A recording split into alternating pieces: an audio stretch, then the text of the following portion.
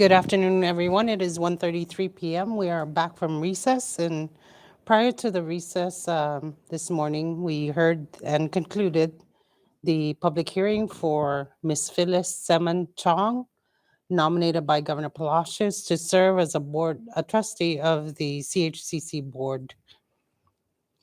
And I would like to introduce the members of the staff of the legislature who are assisting with the committee this afternoon and actually since this morning. To give us sound and legal advice, we have Mr. Jose Bermudez. Our legislative assistant assigned to the committee, we have Mr. Devin Macaranas. To keep order and decorum at all times in the chamber, we have our Sergeant at Arms, Mr. Ben Terlahi, and Mr. Brendan Minglonia. And also assisting us with our technology in the chamber, we have our IT manager, Mr. Jonathan Diaz. I want to welcome everyone to your Senate chamber this afternoon. And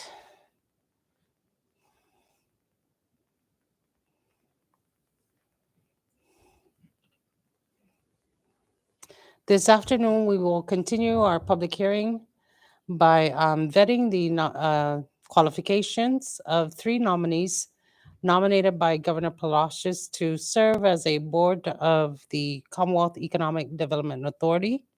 And if there are no objections from the members, I'd like to go back to public comments. But before I do that, I'd like to invite Mr. Oscar Babauta, the Special Assistant for Administration, and the 3 nominees to please come and join us in the chamber.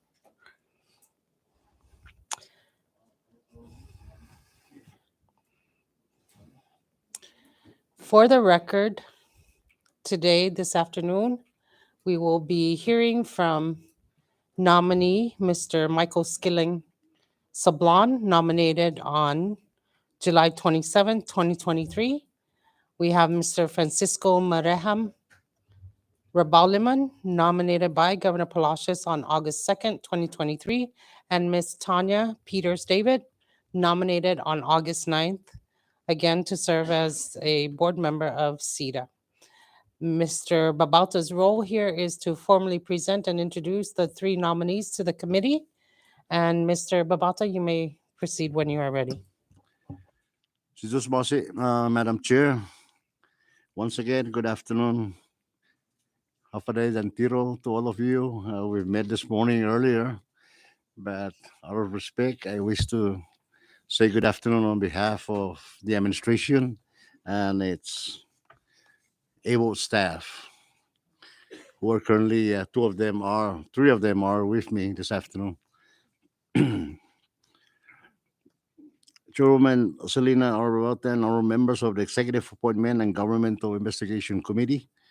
For the record, my name is Oscar M. Babauta, the Special Assistant for Administration under the Office of the Governor. On behalf of Honorable Governor Arnold I. Palacios and that of Honorable Lieutenant Governor David M. Apatang, I thank you for the opportunity once again to appear before you this afternoon.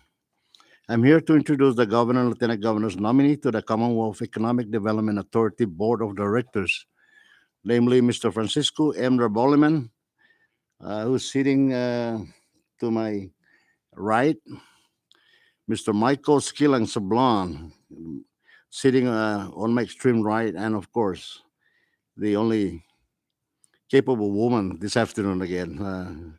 I wish to welcome Miss Tanya Sophia David, representing the 3rd Senatorial District for CEDA Board. By this time, you should have all of you in your possession, Mr. Balaman, Mr. Sablon, and Miss David's resume describing their professional experiences and education. Governor Palacios and Lieutenant Governor Apatang places their full complete trust and confidence in Mr. Balaman, Mr. Sablon, and that of Ms. David to serve on the Commonwealth Economic Development Authority Board of Directors. I know that they stand ready to answer your questions and present your plans for the future of the Commonwealth and the agencies that they would be serving. Their long-standing professional experiences, credentials, and commitment to serving the Commonwealth in this capacity makes them a very valuable candidates. And the administration and all of us, we kindly ask for expeditious approval in rendering a favorable consideration to the nominees and that of towards the full Senate. Thank you, Madam Chair and members. It was Mosi Dangeliso for the opportunity once again to introduce Mr. Boliman, Mr. Sablon, and Ms. David to this august body. Thank you and good luck to the nominees. Thank you, Mr. Babauta. Before we hear from the nominees, I'd like to make some administrative announcements. On behalf of the committee, we appreciate everyone's cooperation and to please silence all your electronic devices at this time. And also, for your information, we are streaming live on YouTube and Facebook. And if for any reason we need to take a break, Facebook will continue to live stream without the sound. At this time, may I ask the nominees to please raise your right hand, and I will recognize the LA to administer your oath. Please raise your right hand.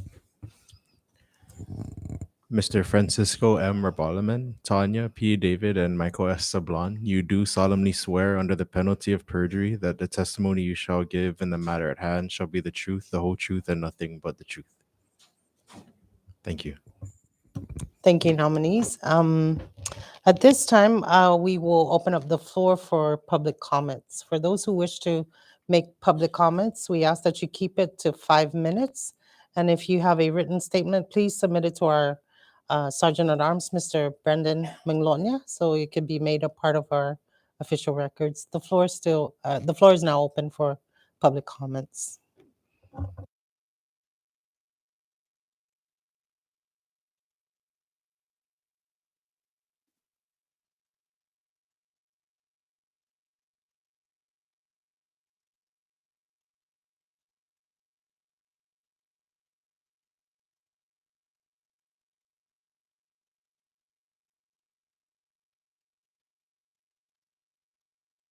CEDA.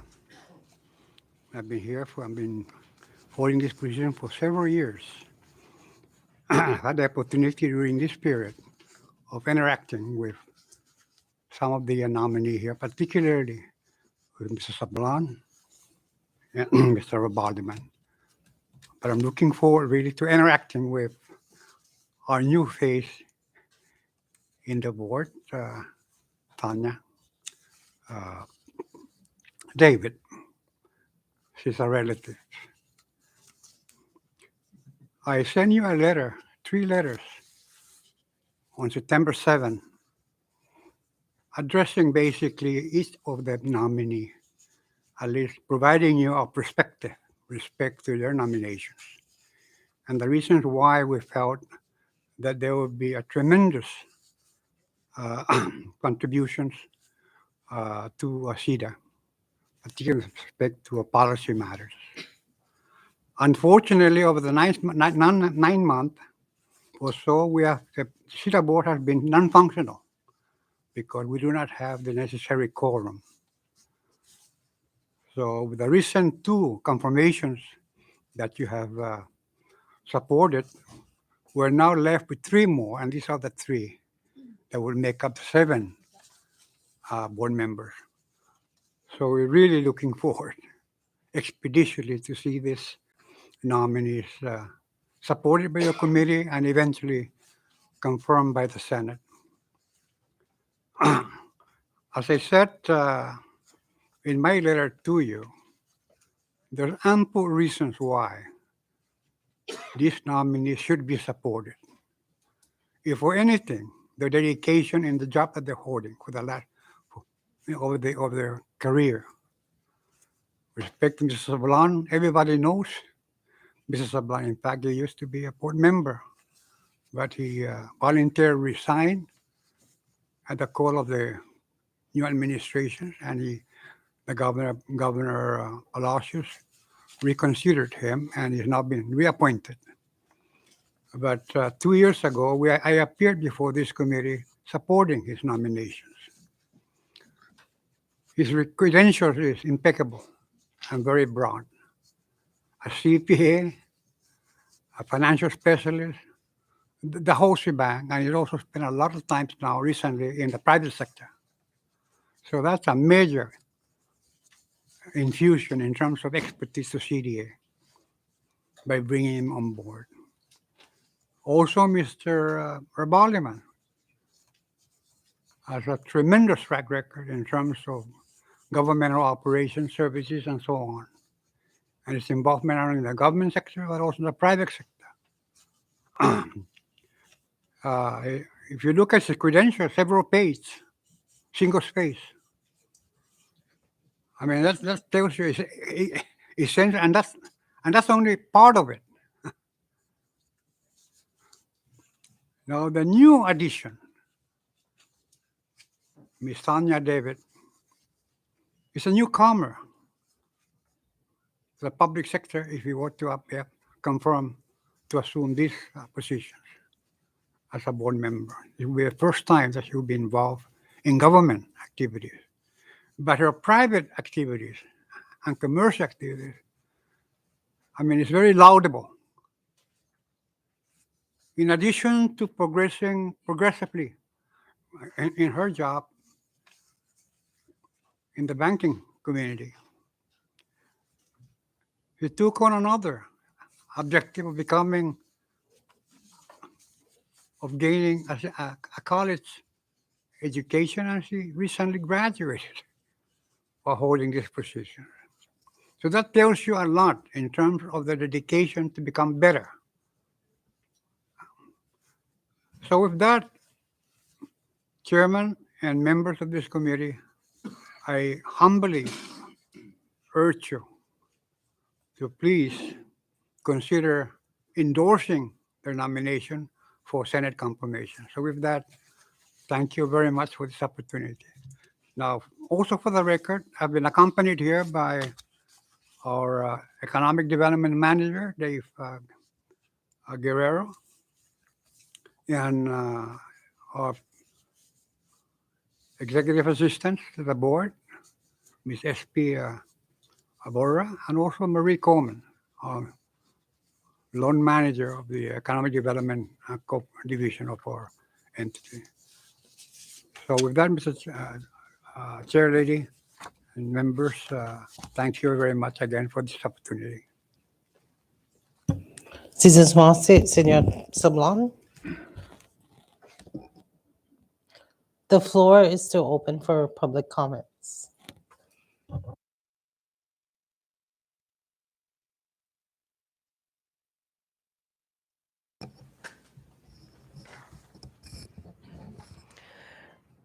Good afternoon. Hafideh Zintiro, Chairwoman Senator Selena Babauta, and other members of this August committee. My name is Gloria Kavanaugh. I'm Vice President of Mariana Eland Corporation and currently acting Chairperson of the Marianas Visitors Authority. I'm writing in support of the nomination of Mr. Michael S. Sablan to serve on the Commonwealth Economic Development Authority Board of Directors representing the 3rd Senatorial District. Your Honorable Committee today will be hearing testimony as to why Mr. Sablan should be confirmed to serve on the CEDA Board of Directors. Facing you will be the son of the Marianas that has decades of experience in both serving our local government and the private sector, achieving career heights in one of the largest local corporations. As the public auditor of the CNMI and 2 administrations, he is credited for issuing 100 audit reports, conducting ethics and accountability presentations for thousands of government employees, and making numerous recommendations of reform to improve accountability over public resources, including travel, procurement, and personnel. Under his tenure, OPA had received the highest rating from its peers for external quality control review. My impression of Mr. Sablan is that he is very humble, professional, and trustworthy. I rely on his honesty and would never call into question his integrity. Mr. Sablan is versed in almost all, if not all, issues that challenge the CNMI for the government and for the private sector. He has experience with tourism, labor, federal economic development programs such as the EB5, local economic development programs such as the QCs, finance, and more. I believe he is a perfect candidate for this position, and I am confident that so will your August committee. Should you have any questions on my testimony, you know where to find me always. Okay. Thank you very much for the time. Cesar Swansett, Ms. Kavanaugh. The floor is still open.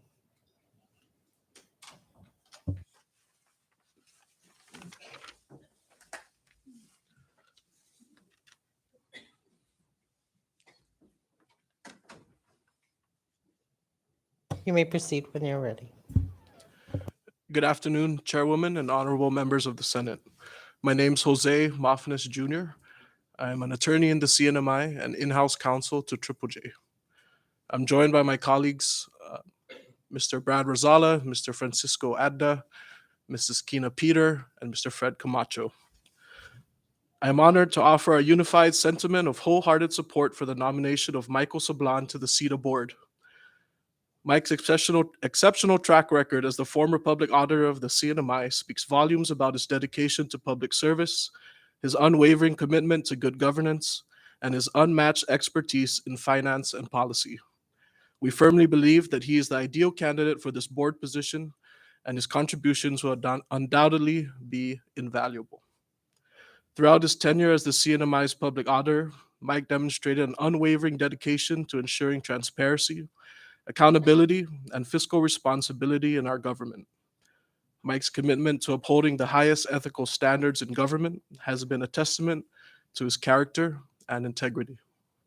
In addition to his credentials as a CPA, Mike has the ability to bridge the gap between complex financial and policy matters and the everyday lives of the people he serves. He has a talent for explaining intricate financial concepts in a way that everyone can understand.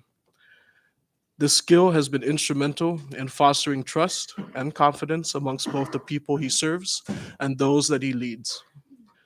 Beyond his exemplary public service, Mike has also demonstrated exceptional leadership qualities in the private sector.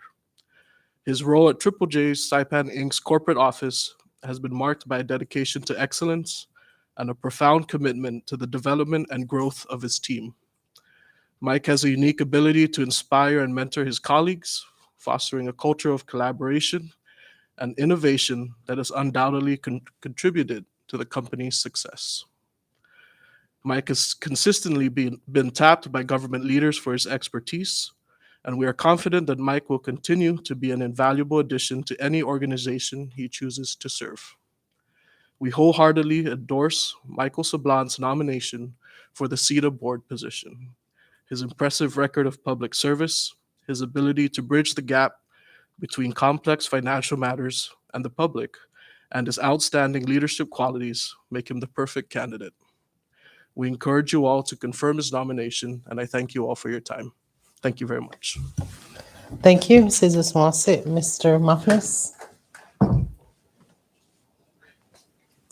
The floor is still open.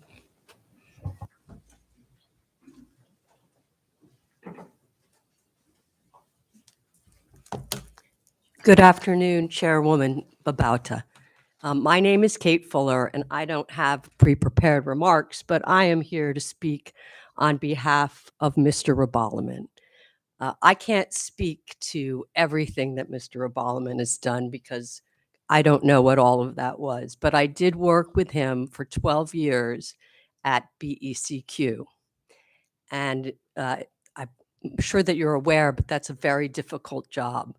I was skeptical at first because Mr. Rebalaman had no particular environmental experience. And as you might know, there are at least 15 different sets of regs involved, which are all very complicated. And on top of that, there's a lot of federal grant management. But Mr. Rebalaman picked up on all of the regulations very quickly and mastered them, in my opinion. And he did a great job with respect to the federal grant management. In 2014, you may recall that in 2014, Governor Enos merged both DEQ and CRM to form the Bureau of Environmental and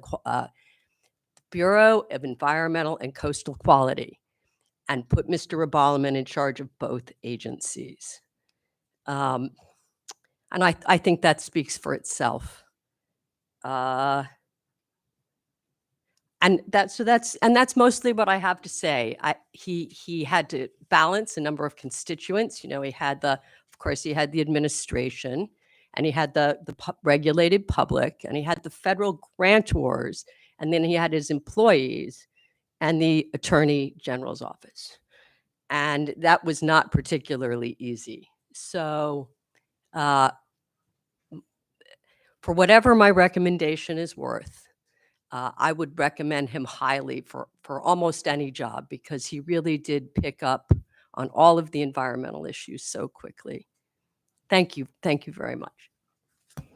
Ms. Fuller. The floor is still open.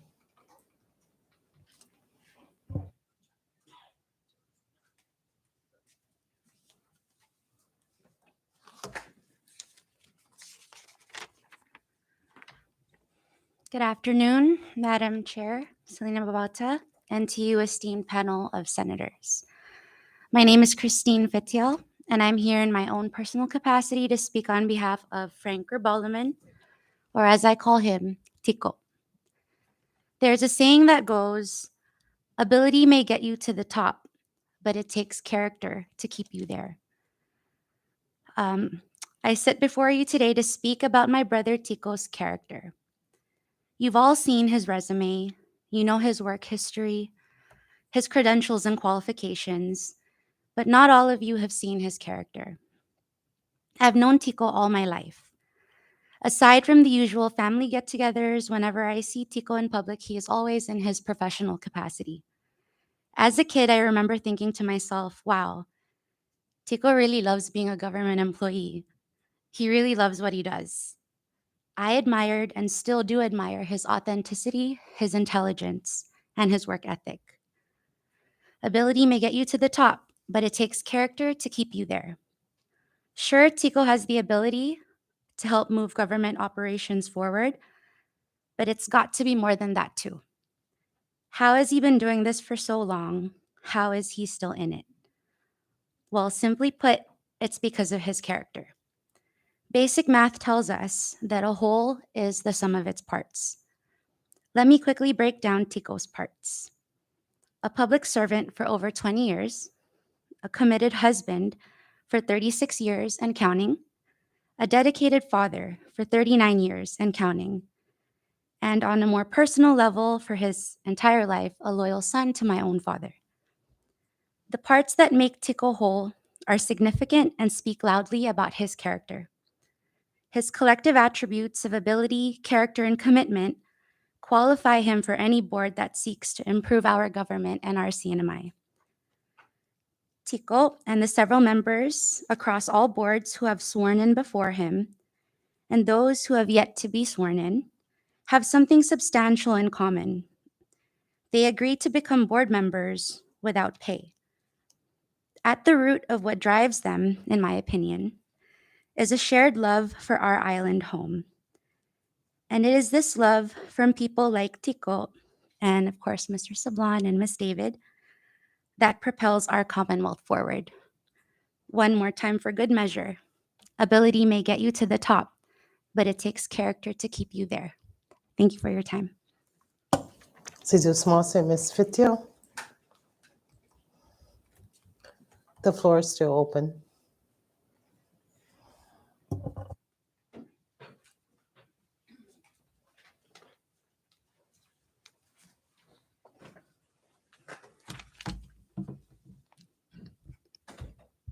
Hafide and Turo, Honorable Chairwoman and committee members.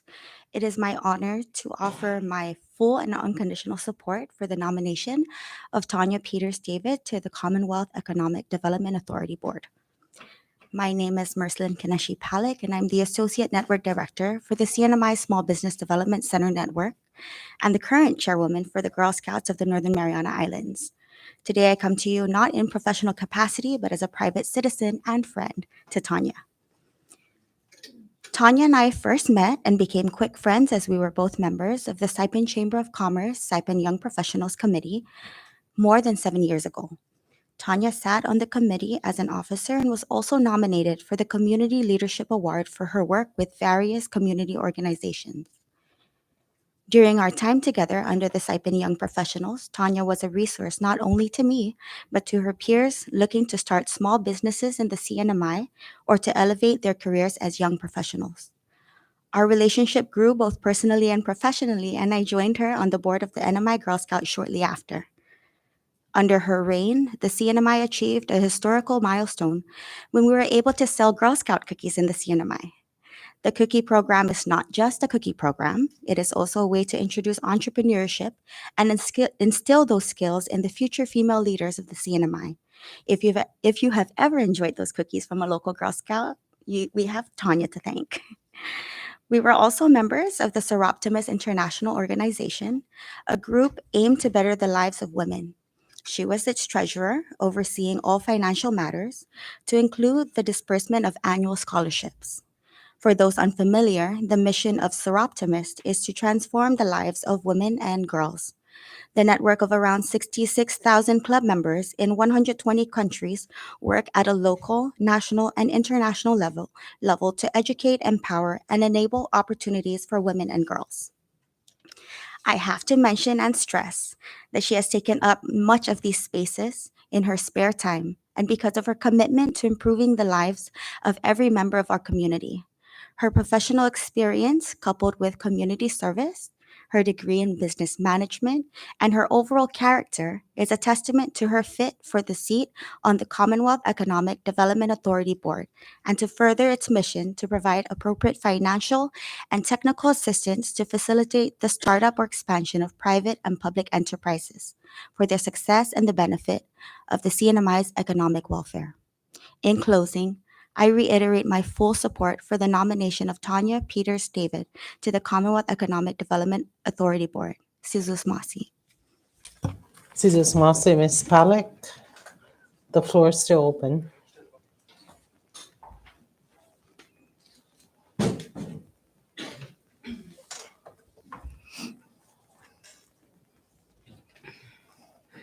Good afternoon, Hafide Tiro. Thank you, Honorable Chairwoman Babauta and members of this important committee for allowing me to be here in support of Tanya Peters David. My name is Macy B. Tenorio, and again, I'm here to offer my full support for Tanya's nomination to the Commonwealth Economic Development Authority Board, or CEDA. I have known Tanya my whole life. And I've had the honor of witnessing her thrive in both her professional and personal capacities. I consider Tanya to be a beloved friend, a role model, and an inspiration to me and to many others. As a friend, Tanya is true and loyal. I can go to her for honest and loving feedback, and I know that she will always have my back. Her loyalty to her family and to the Bank of Guam are also examples of her commitment and dedication to the people and places that she holds dear. And I know and believe that the CNMI, her home for her whole life, is one of those things.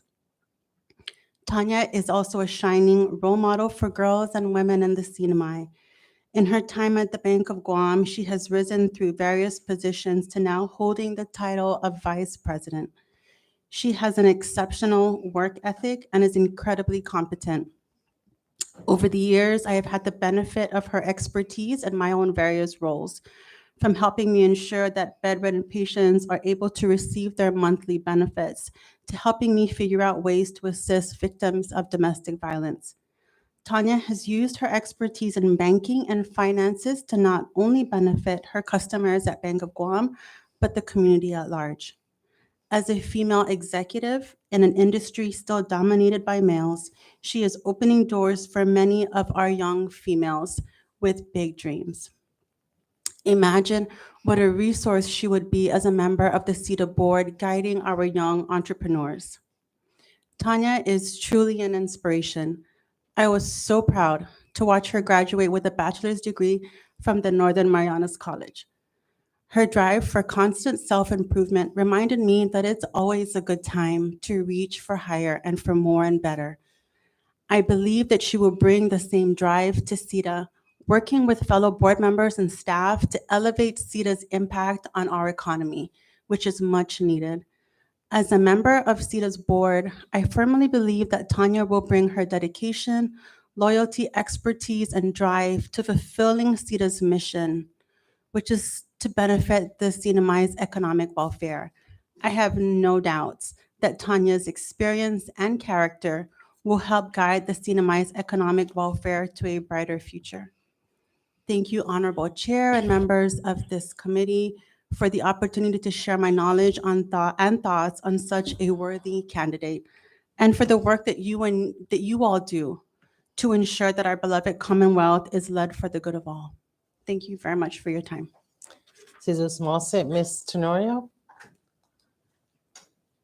The floor is still open.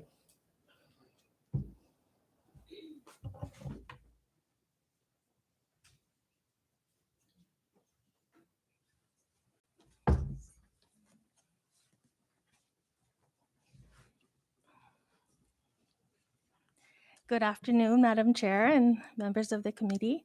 My name is Bertha Peters Camacho. I am the sister of Tanya P. David, and I'm here to support her. And I have full confidence. I, of course, obviously grew up with my sister, and we're just a year apart. I've known her all my life.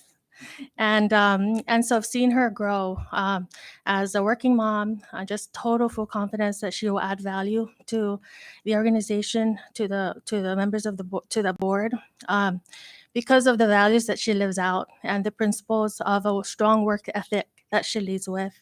I believe her impact as part of your board will go above and beyond her tenure of service. I believe she will bring to the table a well-rounded thought process for better outcome and income, hopefully. And she is forward-thinking and a problem solver, solution seeker, for sure. She's truly going to be an asset. Thank you. Thank you, Ms. Peters Camacho. The floor is still open.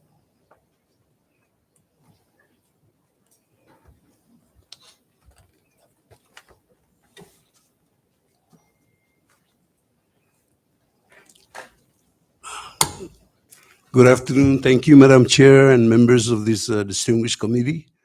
My name is Felix Nogis. I'm here on behalf of Carolinian Affairs and also as a private citizen. Mr. Bartleman and I, quite frankly, grew up in the same house. I know he has a outstanding integrity, unquestionable character, and therefore I'm in support of my brother to be confirmed to the committee. Also, at the same time, I want to support all three individuals. They have outstanding credentials and experience that speaks for itself. So with that, I want to thank you, and hopefully you confirm them to the board. Thank you. Cesar Smalsett, Mr. Nogis. The floor is still open.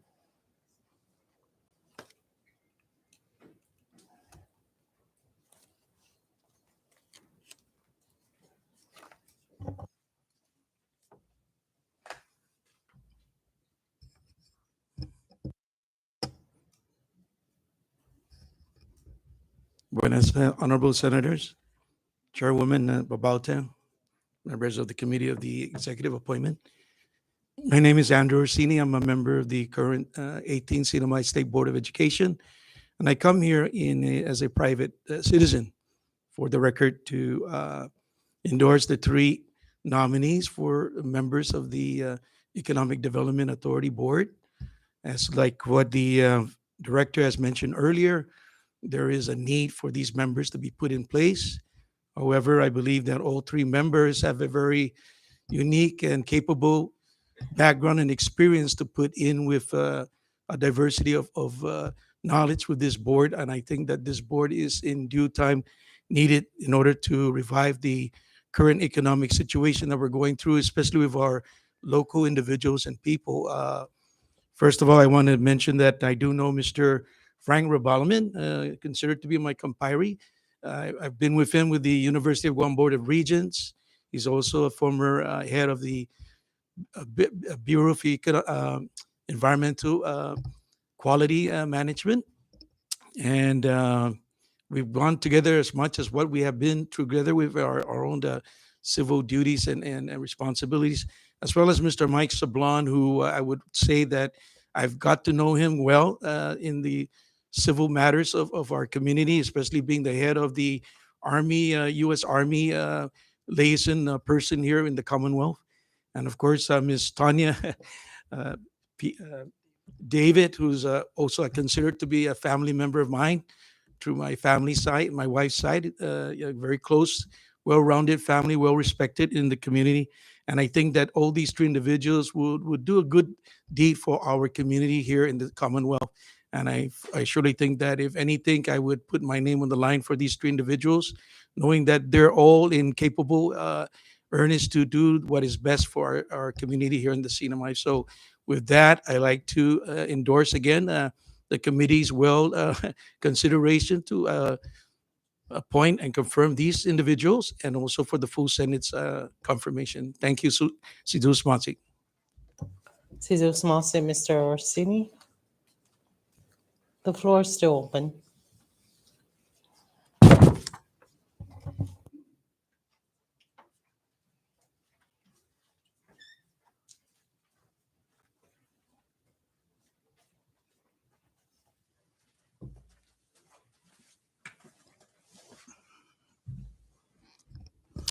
Good afternoon, Chairwoman and members. My name is Jeffrey R. Kirwa. I am currently employed under the Department of Correction. I head the outreach program. This afternoon, I'm here to in support of Tanya David. There's a lot to say about Tanya, but I'm going to keep it short. So I'm going to speak in Chamorro because most of them are speaking in English. So, no bula sinya bisangan po si Tanyan po di zonya character ni patsutsu na palaon. No tibulan no famalaan po no man patsutsu tagina stonya sa bula zonya drive no malagonya putso gini lalotnya. Na imagine gua bula famagonya lo. She still pushes herself to get more knowledge, especially being graduated in her bachelor degree last year. It takes a lot to do that. No, medgo na klasin palanin no sinya sumogigi samora. Lo inigi na klasin no character si Tanya sinya bring up ginigi CEDA different characters, but they can work together as a team, and that's what the CEDA needs is a team, and they can collaborate and understand each other for the better of the Commonwealth. Thank you. Senor Kitigua. The floor is still open.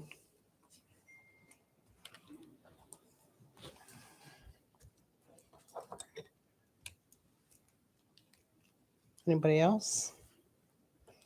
If there are none, we are officially closing the public comments portion of the hearing today. For the record, we also received letters of support for Mr. Michael Sablon from the following individuals. Just as he testified earlier in person, we also received a written testimony from Mr. Manuel A. Sablon, Executive Director of CEDA, Mr. Joe C. Guerrero, former colleague of Mr. Sablon on the Governor's Council for Economic Advisors, and Ms. Marian Aldon Pierce, retired president of DFS Limited and semi-resident of Washington State and the NMI.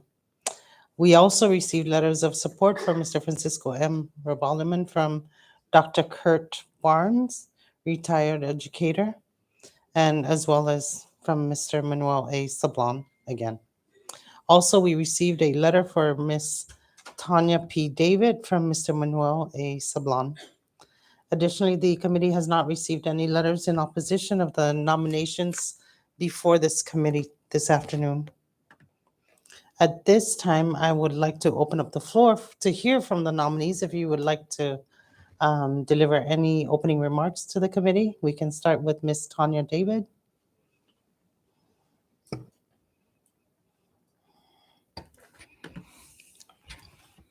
Hello. Hafaday, Tiro, and good afternoon, Honorable Senator Selena Babauta and the committee.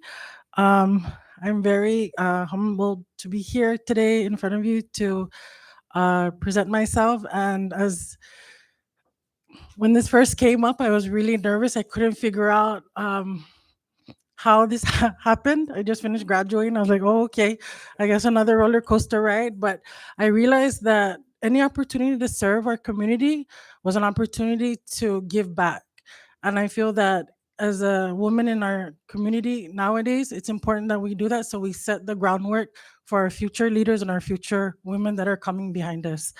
And as I sat there, I thought to myself, how did a girl from the north find her way all the way here? And I was like, I come from a small village, San Roque, and I was thinking to myself, and I figured, well, that's, I guess, how I'm gonna start.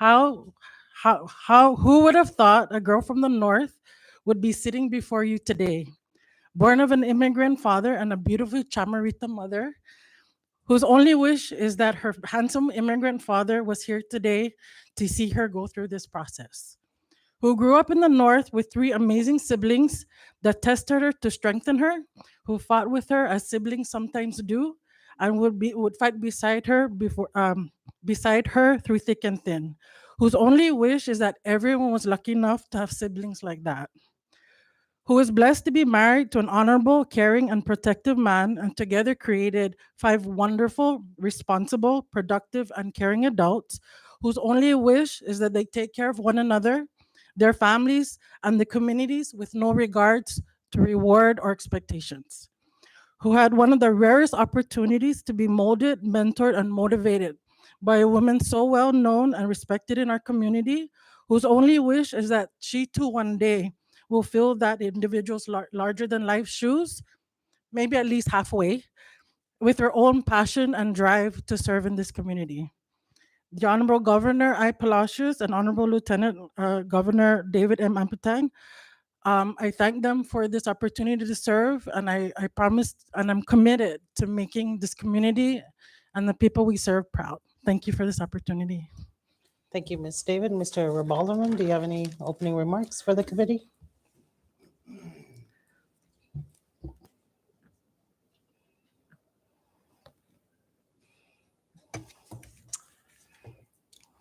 Tiro, and good afternoon, Madam Chair and members of this committee. For the record, my name is sorry, that was a Freudian slip. My name is Francisco M. Rebalaman. And I'm here. I'd like to take this opportunity, first of all, to thank the Governor Palacios and Lieutenant Governor Apatang for their confidence in me to serve or assist on the board of CEDA. I know I've been I've had a few stints in serving on community boards, but this one is going to be a huge challenge. I know, but I welcome it nonetheless. At this point in time, I am of safe mind and willing. So by all means, I appear before you because I would like to accept whatever the governor and the lieutenant governor would wish me to assist for the betterment of this community. And so in that regards, I'm here today to answer whatever questions that you may have. I don't necessarily have any prepared statements, but one thing for sure that before I came here, before you, Madam Chair and members, is my wife reminded me like 4 or 5 times that I made sure that I thank the governor and the lieutenant governor one more time. So in that regards, thank you, Governor Palacios and Lieutenant Governor Apatang for the confidence in me helping out at this board. Thank you. Thank you, Mr. Rebalderman. Mr. Sablan. Thank you, Chairwoman Babalta. Firstly, I want to say I'm so humbled by the expression of support from those who testified. Hafaday, Tiro, and good afternoon, members of the JGL and EAGI committees. My name is Michael Sablan, nominee for a seat on the Board of Directors of the Commonwealth Economic Development Authority. I'm very grateful to our Governor Arnold Palacios and Lieutenant Governor David Apateng for their confidence in nominating me to serve once again on the CDA Board of Directors, and I appreciate the opportunity this afternoon to address this distinguished body. As you know, Madam Chair and Senators, I previously served on the CEDA board from early 2001 until January of this year. If confirmed, I look forward to returning to the board and continue to assist where I can, working alongside board members and the outstanding management team at the agency toward fulfilling CEDA's critical mandates, particularly in regard to promoting, expanding, and retaining economic investment and development in the Commonwealth. We all know that our Commonwealth is at a pivotal juncture in our history. The challenges we face are immense. The road to recovery is steep, and it will take years to recover for reasons we are all aware. CEDA's mandates were restructured in June 2021 to take a lead role in promoting and expanding economic development. I have no question that the agency is well positioned to assume this critical role. However, I believe the solutions to our economic and fiscal challenges require a multi-pronged, whole-of-government approach. The administration, the legislature must work hand in hand with the critical departments, the agencies, and the private sector in a coordinated and collaborative manner. CDA's role as the government's lead agency for economic development becomes paramount. If confirmed, I look forward to working with the board and management on how best we can coordinate efforts with the administration, the legislature, the agencies, and importantly, the private sector. I, like you, understand the urgency of our situation. In the face of adversity, I trust that you will agree that we can find our greatest strength in collaboration. I've had a varied experience in the private sector, in government, and in civic organizations. Throughout my career, I have taken lead roles in exploring new ventures, introducing new initiatives, developing management talent, leveraging resources, building partnerships, and most importantly, taking projects from ideas and concepts into actionable plans through to completion. I look forward to contributing my share toward not just economic and fiscal recovery, but also toward economic diversity into new industries and markets. I thank you for this opportunity to testify, and I'm hopeful for your favorable consideration. It will be my pleasure to answer any questions that you may have. Thank you. Mr. Sablon. I will now open the floor for members to begin their questions of the nominees. Any members want to go first?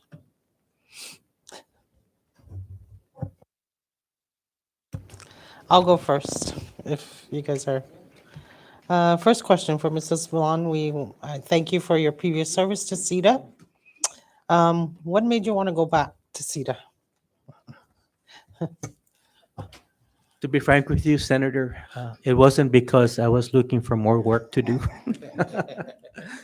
But, I'm at the twilight chapter of my career. I'm in my mid-60s now. I've had a very varied and successful career. And I thought I have an obligation and a responsibility to chip in where I can using the experience and expertise that I've gained over the years to see how we can chart our way out of these economic times. It's going to take years to recover and rebuild and then to sustain economic development. I don't have all the answers. We have to work together. And I'm here. I accepted the renomination against Senator only because I want to help and I think I can contribute in some ways. Thank you for that frankness. You're in a unique position than the other nominees because you were a former member of CEDA board. If confirmed, what would you like to see done differently at CEDA? any improvements that can be made.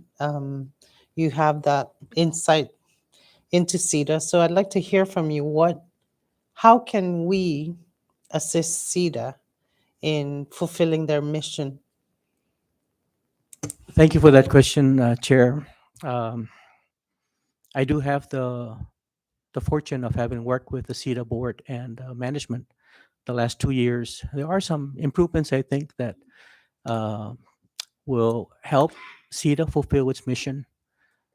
Firstly, I think we have a very competent management team at CEDA. In my 2 years on the board, I felt that policies need to be changed at CEDA to empower management to make more decisions on their own. Some of our board meetings drag on for hours, board members getting into the nitty-gritty detail to the point of maybe micromanaging the affairs of CEDA. I think the management team that Director Sablan has put together is very competent and qualified.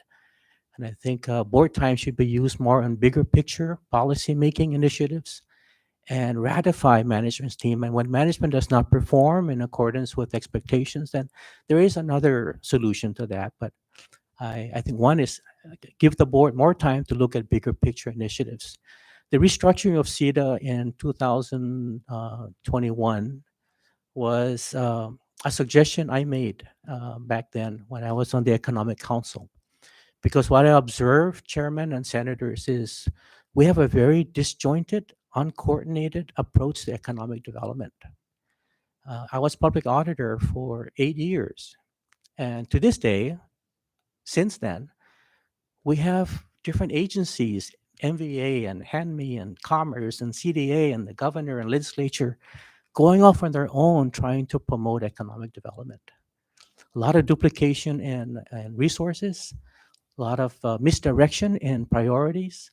I thought that what the CNMI needed was one central agency to take the lead and pull resources from the different departments and branches and agencies and come up with a unified plan, collaborate, and find investors. I've been in the business sector for 4 decades. And the way we do it in the private sector is we don't do the shotgun approach and hope that something hits. We come up with a plan, with a targeted plan on a specific type of investment, an investor we want to attract, and we put together a package tailored to that type of development. No disrespect to other agencies and other departments who have done their own economic development, trade missions and initiatives. But I think, as I mentioned earlier, our strength is in collaborating. A good model I think we can follow is Guam, GIDA. Every economic development inquiry that comes to the government of Guam gets channeled to GIDA. And GIDA from there collaborates with other agencies. Last year, a big step at CEDA, and I and other board members were involved in this, was the hiring of an economic development manager. And we vetted half a dozen candidates and came up with Mr. Guerrero, a very competent individual. And the purpose of his hiring was to help lead economic development. So that's another improvement, I think, is maybe through the legislature, if you can help channel economic development initiatives to CEDA in accordance with the mandates that were placed on the agency. Because CEDA, when CEDA goes out and promotes economic development, CEDA has no authority to instruct other agencies on what to do. Right? We're all lateral agencies. So if you can find a way to empower CEDA with the authority to direct economic development, I think that would go a long ways toward maximizing the use of limited resources that we have. I'm confident we can do it, Senators, but we need to coordinate and collaborate better. Thank you for your honesty. Now I know who's responsible for that.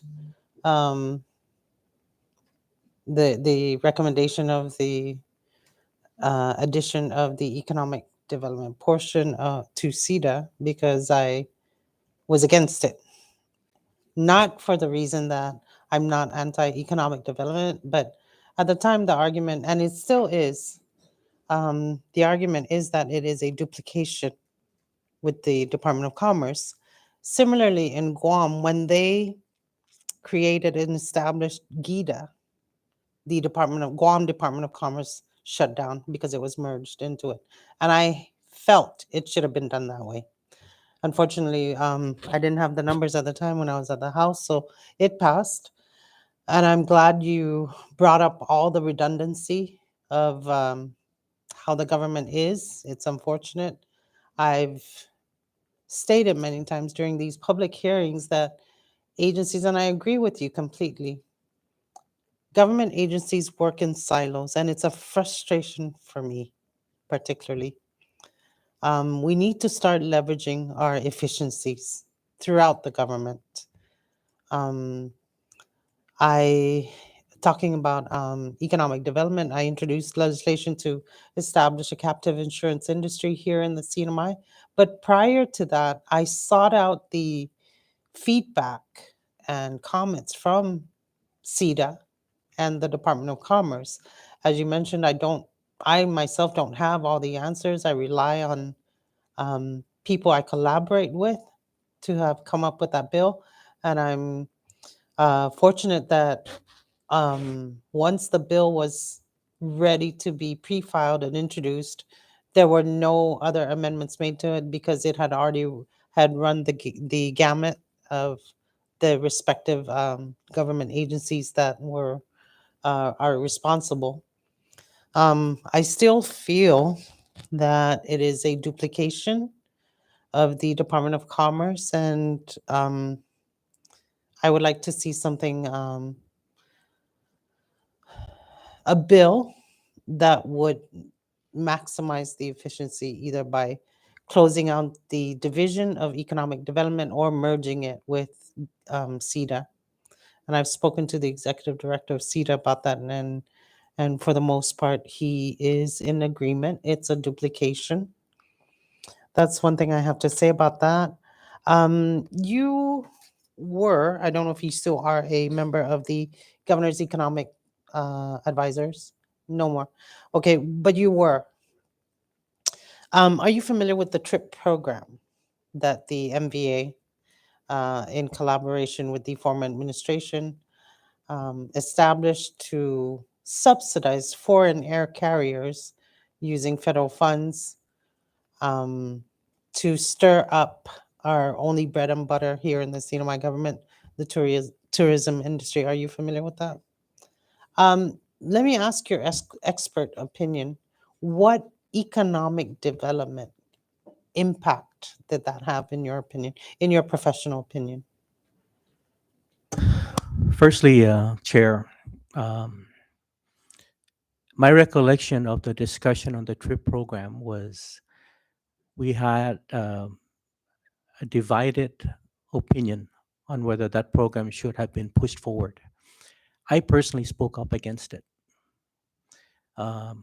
I thought, and I still think to this day, that the money spent on the TRIP program would have been better invested in enhancing our destination, long-term improvements, rather than on short-term incentives that will disappear after the incentives. And I thought that investment should have been in our destination.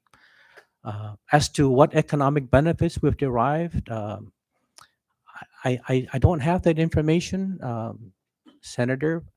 I don't know who would have it, but I am doubtful that the benefits that we reaped from that program were of any significance. Who benefits when you give away free tickets and free hotel rooms and free meals? Only a select handful of businesses did. The company I work for did not benefit a dime from the TRIP program, and many other businesses did not. But you know, there was a majority position of the council, and mine was in the minority. Thank you. Follow up. Recognize Senator Paul Also, Mingong. the decision was made by the Economic Council or by CEDA, or who took the vote to decide? Senator, my recollection, that meeting was at the Civic Center conference room. There was no real solicitation of uh, approval. It was an announcement that the TRIP program was going to be launched. There was no, vote. I don't, I don't recall if I was a member of CEDA at that time, but I don't believe CEDA was involved in that decision. I think it was the governor's office. I'm not sure if the legislature was involved, but it wasn't. And director might correct me, but I don't believe CEDA was involved in that decision. At the council, it was more an announcement than a solicitation of approval. Another follow-up question? You have the floor, Senator Paul. CEDA, I mean, I agree totally with you, Director, that with your concept of collaboration, multi-prone approach, working with everyone, right? So for the Boost program, wouldn't that come from CDA? Because CDA is the Economic Development Agency, right? So to have a loan program like that, that would have to come from CDA.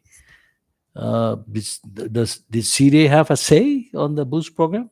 I'm sorry, I'm not trying to go back. I'm just thinking along the line of CEDA and its role with whatever program that we're putting money into for economic development along the line of checking everyone to come together and work. So how did we come to the Boost program? Was that decided by CEDA, or did you get a say into that program? To my knowledge, Senator, CEDA was not involved in the development and finalization of the Boost program, but CEDA would have been the appropriate agency to administer that program. CEDA has the infrastructure to review loan applications and assess credit worthiness of applicants and test the business plans that are submitted. But to my knowledge, in the 2 years that I served on the board, no Boost application was routed to CEDA for review or comment. The program certainly was not administered by CEDA. And again, the director and maybe the manager could clarify, could correct me if I'm wrong, but I don't believe CEDA was involved in developing the criteria and the review process and the documentation requirements and the post-project reviews. It was, again, like the TRIP program. It was Do you an think there's a announcement. role that CDA can play now to look at those applicants, those businesses that have really good plans and that really need help? Yeah, they probably have legitimate plans, right? And is that something that CDA have a role? And maybe the government should just give you the whole portfolio, right, and collect some of them and give them out again. Is that something even serious enough to discuss today? But I'm just thinking, like, there's millions there, right? And Department of Finance is trying to recover some and follow up that they're legitimately used for the intended business plan. Is that something that CEDA can play a role and just dump this to you and say, collect all of this, and whatever money you collect, do a revolving fund for loans and all that? Is that something that is worth even discussing? Thank you. My understanding is the Boost program was not a loan program. It was a grant program. So any proceeds from that program would be the result of an audit or an investigation, but not a loan repayment back to the government. And having said that, I think maybe an appropriate agency to audit and investigate would be OPA. But working with CEDA, we have a very competent loan manager with years of experience in reviewing business plans and business applications, that maybe working with CEDA on the viability of these proposals. CEDA can collaborate, but in terms of collecting, I think that would be more an audit than OPA and AG function. Okay, because I thought some checks were returned and some companies said that's not enough, so they stopped their plan and returned those. And for those that got substantial amount and they're not going to pursue their business plan, that might come to a couple $1 million, right? That will come back to the government, and I don't know how they're going to dispose of those funding should Secretary of Finance collect them.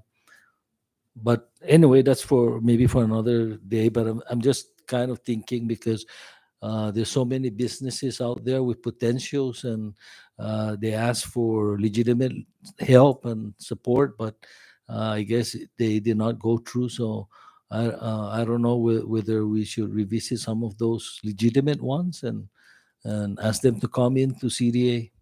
That's all. I have other questions, but I'm going to defer to the chair for now. Thank you, Senator Paul. Based on my recollection and in the review of the documents, CEDA was not a part of the Boost program. And in fact, based on the records we received, GIDA out of Guam, their advice was sought after to develop a metrics as to how to implement a Boost program. But setting that aside, I'd like to move on to the next nominee, Miss Tanya David. You're in the banking industry, and that plays a significant role in the economic development plans of the CNMI because you are a tool. The bank is a tool, a financing mechanism for a lot of investments and development here. Mm. And based on your experience in the banking industry, I know for a fact that investors with large capitals in the billions of dollars are reluctant to invest here because of the land alienation provisions of Article 12, which prohibits land ownership which only allows land ownership to NMDs, Northern Marianas Descent. What are your thoughts on your professional? I know this is a contentious issue, so I will ask you only on your professional opinion based on your experience in the banking industry. How has Article 12 affected investors who say come into the bank and want to finance a large investment here in the CNY? I don't know if Bank of Guam has ever come across something like that, but we have read materials that is one of the sticking points for investors with large capitals. Can you enlighten this committee as to your professional opinion on land alienation inhibiting investors? Okay. Thank you, Chairwoman, for the question. I'd like to say it's not as robust as it was before. There was a need to invest back in the day, and we used to see quite a bit of that investment come through. Unfortunately, I think the land alienation is like the least of it. A lot of it is just the economies, overall, Regulation? right. A lot of it has to do is what is it in for them. And again, with the decline of the tourism industry in the CNMI, we used to have like a lot of Airbnbs and a lot of and those were actually run by foreign investors. They were just, and a lot of them were the lease. And so from what we've seen, it's kind of declined, and if anything, it's like almost nothing, just because it's not something that we say it's because of the land alienation. A lot of it is just, it's just not a good time to invest in the CNMI. To be honest, yeah. We're not seeing what we used to see back in the day, if anything. In your position as a vice president of the bank, has that ever been discussed as to what is the cause of that? Well, the tendency is that we would get applicants seeking, and a lot of times if they don't meet the criteria, and again, I could not recall what that would be, would determine more, if anything, their meeting the financial obligation. Not necessarily if they're able to provide assets, it's really their financial obligations. And usually that's what kills it. Is the industry strong enough to support that form of business and so forth? I know you've been in the private sector for all your career, right? Right. You've never had a government job, is that correct? Or you have? Census? I worked at Census, if that's That government. doesn't I don't know. qualify. Given that this would be, if confirmed, this would be your first interaction with a government agency, what are your expectations? I guess I'm ready for the ride. You know, I'm wanting to learn. I've been with the bank for 26 years. And all I know is the private sector. And so when I hear Mr. Sablan talking about like teetering between the private sector and the public, I find it fascinating because I feel like that's just another aspect to learn and grow and become an asset, hopefully one day, to the community. Because yeah, the public sector, I'm still very novel to that portion of my knowledge. Thank So, you. I'll reserve my future questions for the next round, but Mr. Rebalaman, moving on to you. You have a very storied Thank you. work experience, sir. Congratulations on your vast experience over the years. Thank you. Can you inform me, how does your experience in the government, you were Director of Finance, Administrator of BECQ, you are the current Senior Policy Advisor, you were a school counselor at one point. How does all this work experience carry over or translate to you being nominated, if confirmed, to serve as a board member of CEDA? Thank you for that question, Madam Chair. I like to believe that you know, as was alluded earlier, that when you go into these kinds of arena per se, to make this huge decisions, that you're bringing in a vast variety of knowledge, different skill sets that you bring to bear when you make those tough decisions. When I was first nominated to the Board of Regents, although I came out of the the education field, that my background in education didn't really give me much to lean on when I was making decisions for the Board of Regents. We're talking about huge investments for the Board of Regents, looking at the facilities management, looking at how to make sure that the of course, other than the instructions, but the facilities, the personnel, ensuring that the integrity of the college continues, and coming in with a vast experience in different areas, I was able to bring those to bear in making sure that I make the right decisions for the students, and of course, in this case, it was not only the students but also for everybody, the entire community. So that's basically what. Thank you.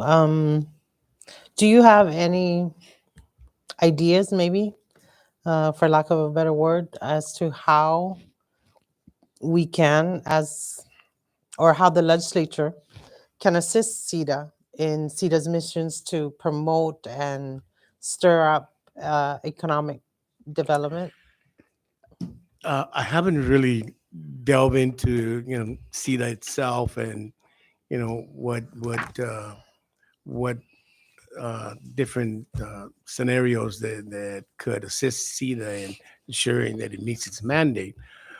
However, there were many discussions earlier about duplication of duties, and I know for a fact that in my recent work with the comprehensive or economic comprehensive economic development strategies, which I'm working with Commerce, CEDA, and OPD.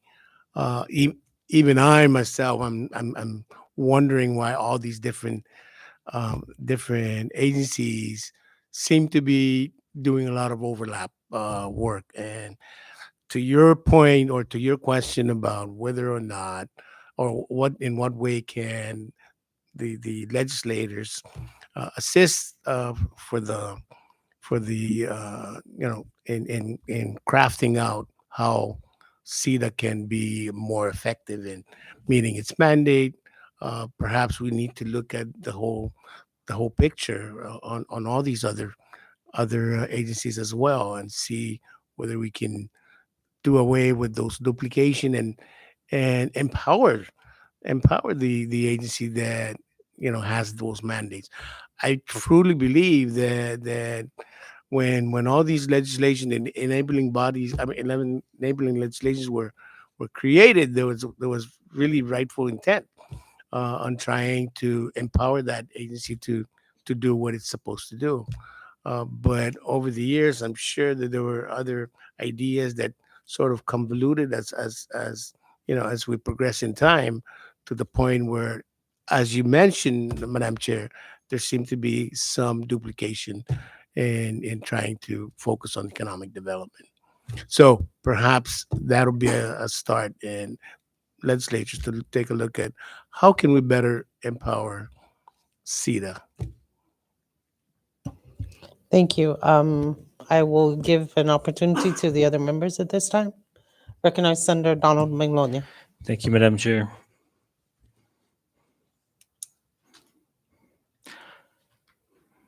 I think, Mr. Sablan and Mr. Revolman brought up points about duplication in efforts. I think one of the issues that we're faced with is the lack of information, whether it's on CEDA's side or these other agencies, as to what investment opportunities are these agencies going out to promote the CNMI. I think this happened when I was in the House, where we added the E to the CDA, right, to allow for CEDA to go out and promote investment opportunities. But there's always this collaboration with these agencies to determine what it is that they want to market the CNMI as, so that CEDA can focus on that investment aspects of that marketing idea. I know the chair had brought up the idea to MVA to promote investment opportunities, but if that role falls on CEDA, then why is CEDA not doing that? And so if CEDA is doing it, then why aren't we finding out about it, so that we understand what can the legislature do to assist CEDA in further seeking those those opportunities, as well as promoting those opportunities. One of the challenges is when you go out and promote investments, it's the establishing a business in the CNMI that many are having difficulties with. One of the challenges on the citizen-centric report is having a permitting process, but where are we in that aspect? Is CEDA working with, I think it's public Office of Public Planning and Development? I think they're also trying to develop this one-stop shop, but where are we in that process? I mean, going back to Boost, it took these new businesses almost a day turnaround to get their business license. But today, I know of someone who is waiting on 3 weeks on that business license. And so where's the fairness in that, or where's the process in trying to assist people wanting to create businesses when it's becoming difficult for anyone to try to even get a business license? So that's one thing that I hope that you guys can look into in trying to make it easier for investment opportunities for those wanting to move to the CNMI. One question I have is pertaining to the QC program. There's currently a bill in the House that would add on industries into the QC program. So if any of you would like to share what are some exemptions that you think should be included in that bill, in that proposal. And this could be from any one of you guys.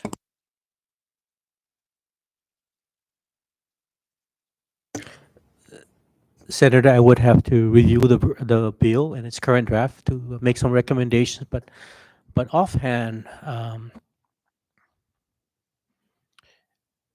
first of all, I agree with you. One of our weaknesses in the Commonwealth is having available data, current data, up-to-date data, and in dealing with outside investors who are looking at the possibility of investing, they want data. They want current data, and we are so far behind with current statistics and economic statistics.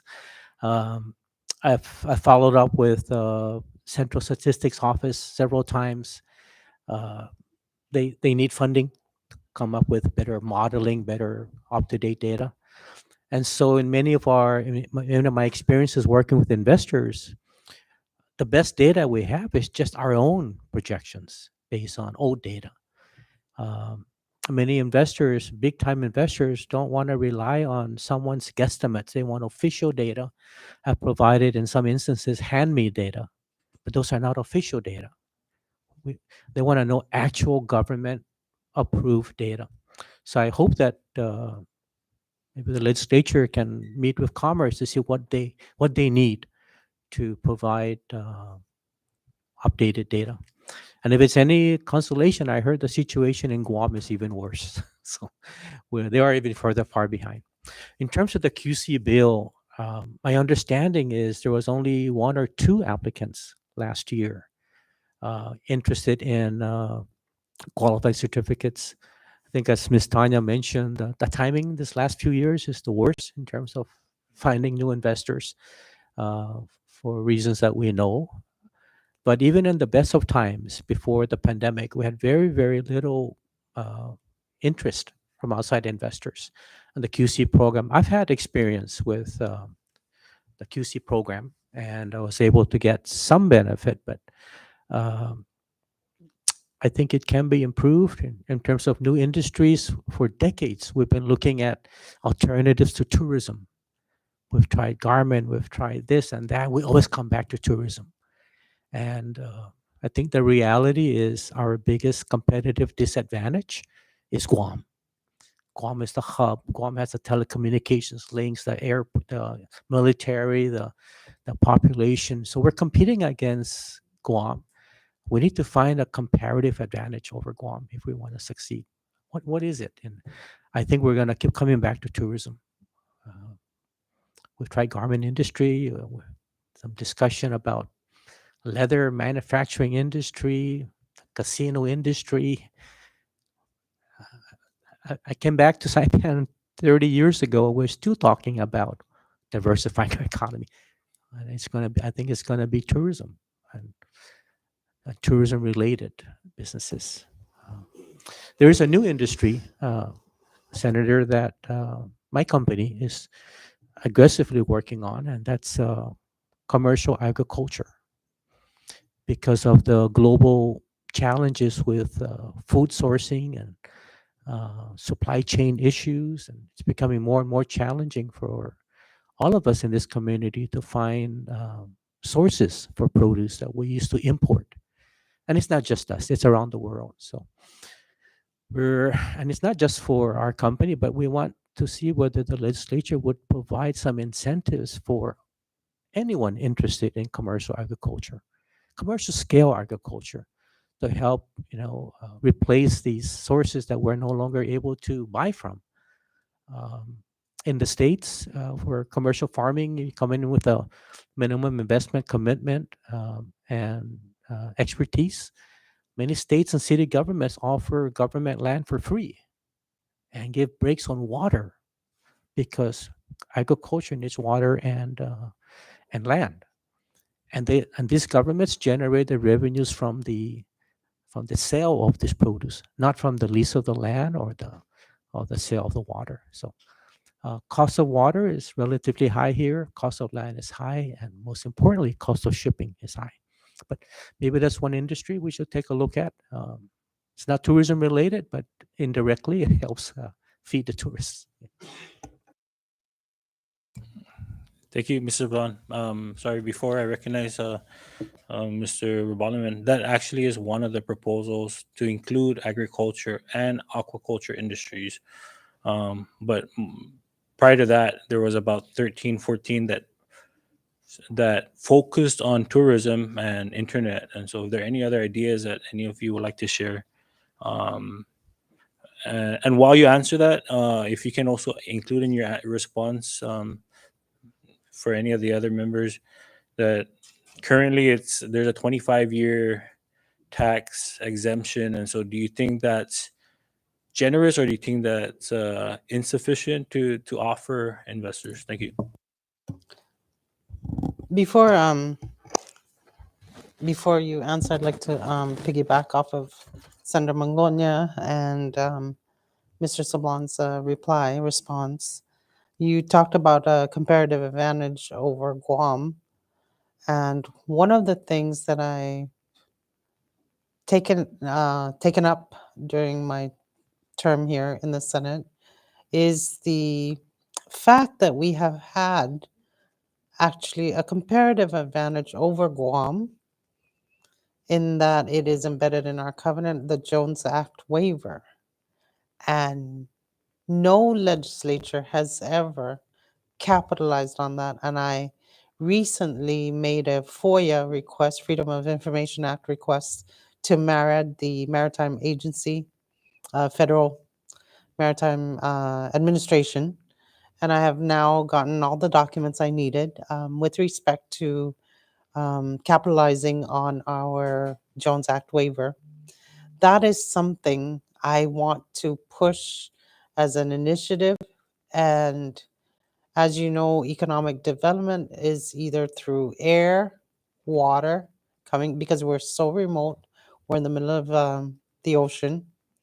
And I think shipping, by turning the CNMI into the shipping hub of the region, and we have that comparative advantage over Guam because they don't have a Jones Act waiver. I think we can help our tourism industry. We can diversify our industry in that respect. So, and I've talked to the executive director of CEDA about this initiative, and I'd like to further share ideas with CEDA to capitalize on our Jones Act waiver. So I hope that that's something, if confirmed, I hope that that is something that the board members of CEDA can look into based on economic estimates. If we turn the CNMI into the shipping hub of the region, goods, transshipment of goods coming into the CNMI can reduce the cost of goods on the shelves by at least 40% is the estimate at this point. And one of the initiatives I'm pushing for is the expansion of the ports, CNMI, Tinian, and Rhoda, because we need all three legs to stand on in order to fully capitalize on economic development for the CNMI. So that I hope that that's something that as members of CEDA you can look into. Nobody, not a single government agency has been capitalizing on the Jones Act waiver that the CNMI has. And like I said, I'm willing to meet with you and share these documents with you.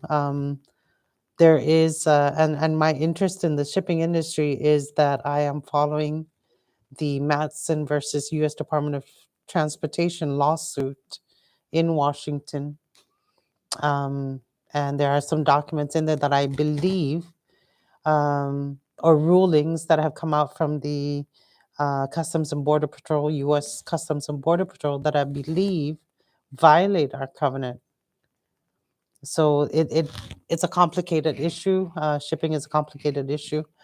So we can take that up at a different time, but I will yield back to Senator Donald Manglonia. Yes, Senator, I was just going to add to what Mr.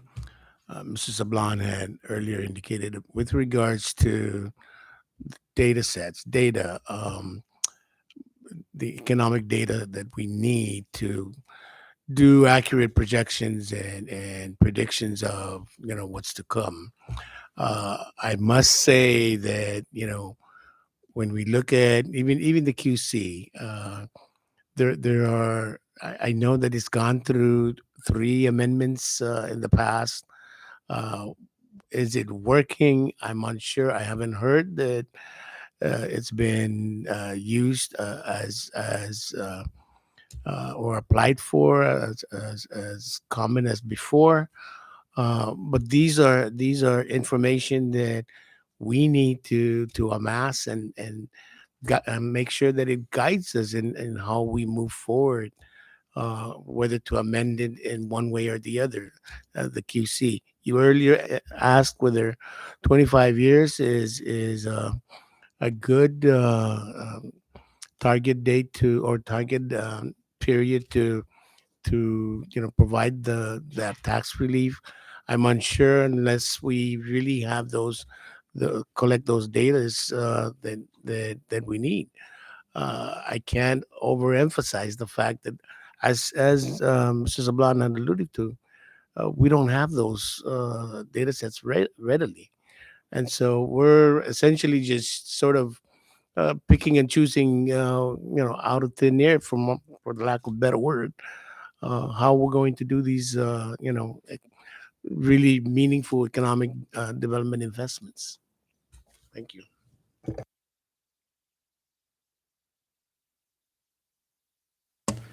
Thank you for that, Mr. Waldman.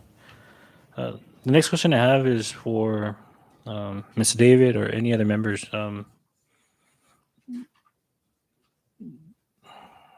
Currently, where would a marijuana company deposit their monies into? Is it a restriction on all banks that they can't deposit monies derived from marijuana businesses, or is it an internal policy that they're not going to accept monies from? Thank you for the question. Federal banks are still not bankable in the CNMI for FDIC insured banks. Just FDIC, so they Correct. can go elsewhere. Yeah. Okay. I just wanted to get that clarification. But we are working on looking into the industry as it expands in the United States and out in our area. Actually, we were the first to pass the legislation before Guam, and so we're kind of setting the bar on what that's going to look like.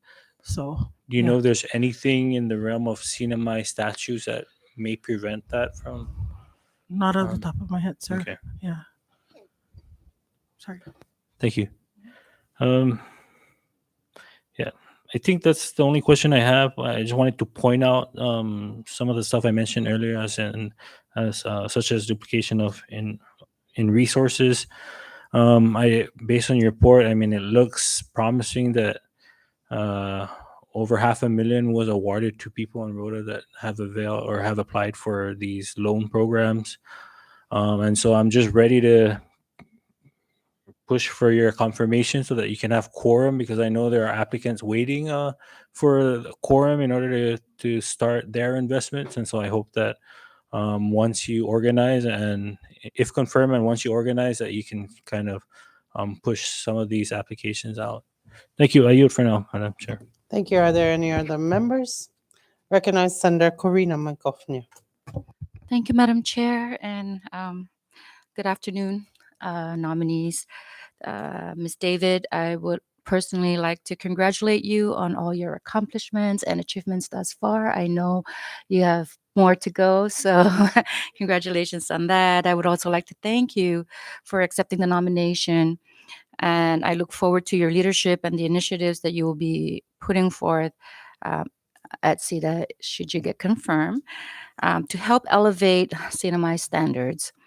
Do you have any ideas or initiatives that you would like to recommend and prioritize to the board should you get appointed? So ideally, I'd like to take my knowledge and experience of banking and see how I can help work with the team, the other members of the board, should I get nominated, to really figure out ways where we can streamline, cut back on resources, and figure out ways to help finance CEDA. Because I feel like when that's all taken care of, we can push forward in supporting our community. At this point, I don't know the financial structure of what it looks like internally, but I feel that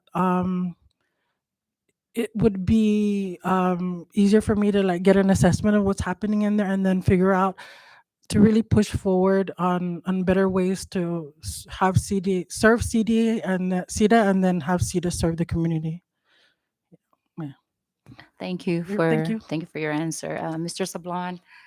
Good afternoon to you, and also congratulations on your nomination. Thank you for accepting. You have an impressive resume, and I would personally like to thank you for paying it forward and helping the community as a whole.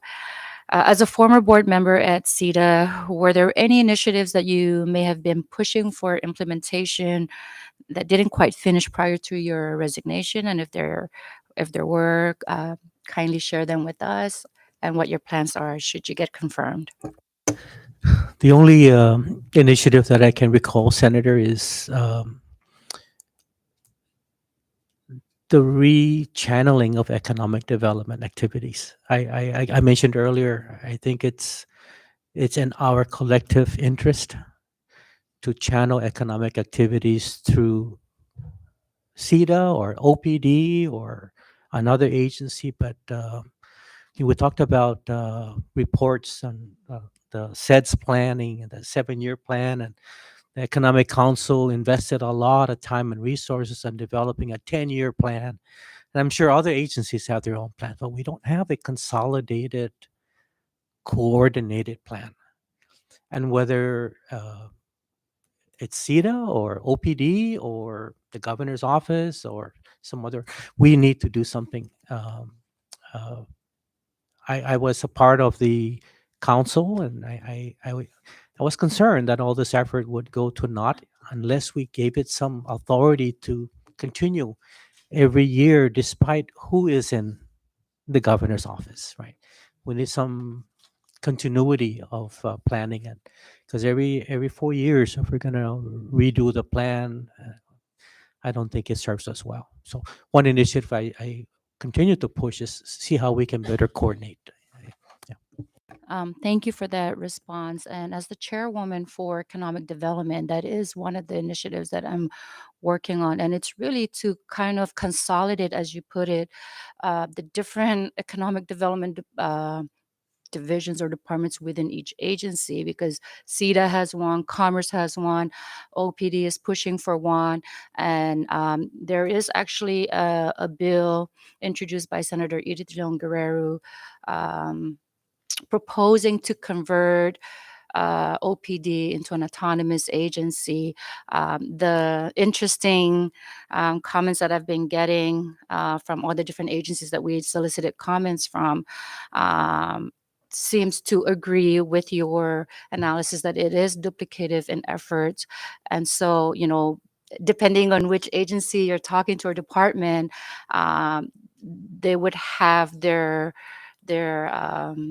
comment as to wanting to be the sole responsibility or authority on economic development. But at some point, we need to make a consensus decision and consolidate. So, I am working on that initiative to call in the different agencies that do have economic development and have a conversation and determine, which would be the appropriate agency to kind of take the authority on that and consolidate. So I'm glad that you raised those concerns. Sure. And if I may just add a very recent example of how uncoordinated we have been is the Economic Council. It wasn't, I was a member of the council by invitation. And I rarely decline invitations when I can afford the time to help. But all that effort kind of just dropped off the radar in January. And so those of us who are not in politics, we invested a lot of our personal and private time trying to help So if we can try to figure out a way to add some permanence to this work and continuity and give it some legal authority, Mr. Rebalaman mentioned the SEDS planning, right? That's a requirement, but I don't believe the SEDS plan is coordinated with CDA's plan and OPD's plan, maybe OPD. But that's just one example. The Economic Council, all the resources that went into developing that plan was for naught. Yes, I completely agree with that analysis. Also, you talked about economic investment and development. What are some of your ideas to help jumpstart the economy? Um,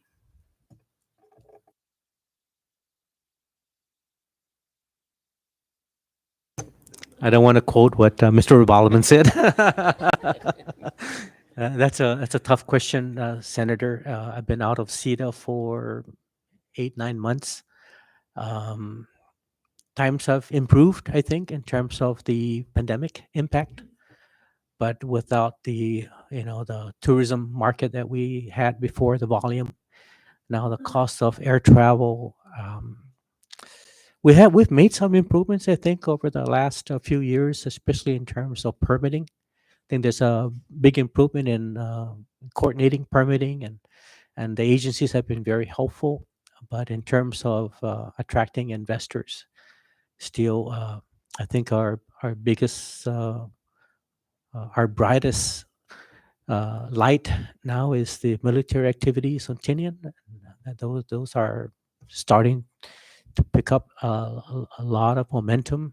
That will grow if there's some way that we can piggyback on that development and generate some jobs for our employees, right? And revenues for our businesses. But again, we need to figure out a way to bring back tourism. And that means working with MVA, working with HANMI, working with the legislature, administration. Thank you for your response. I know that tourism, being so remote in the middle of the Pacific, right? Tourism seems to be our only savior and industry at this point in time. And there are many types of different tourism industries. So um, I've been working on initiative to try and invite over U.S. companies, specifically manufacturing companies, so that we can diversify our industry in that aspect.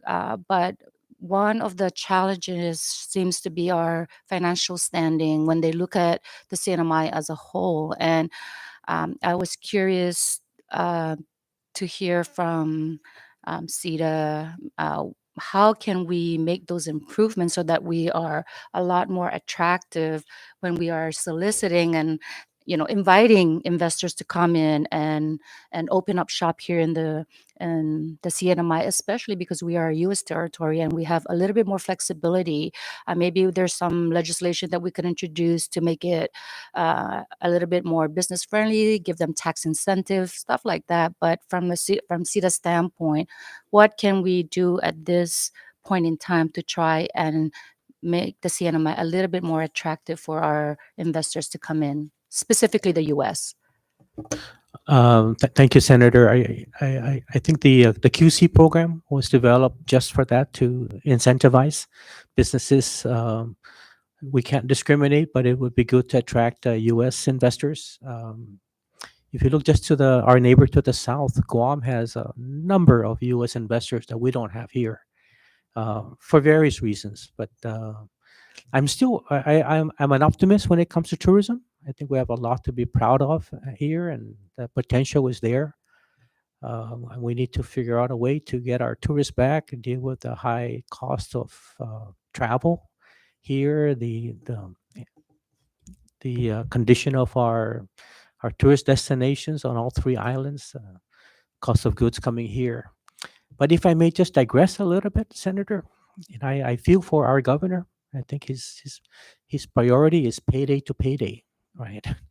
We need to figure out a way to get us out of this financial situation, because I think everything kind of hinges on our financial well-being, right? And we can't go out and promote when investors come here and public services might be compromised, right? So I don't know how involved CEDA would be in figuring out uh, financial solutions that we need, but I think it's everyone's priority figure out how we can solve our financial situation.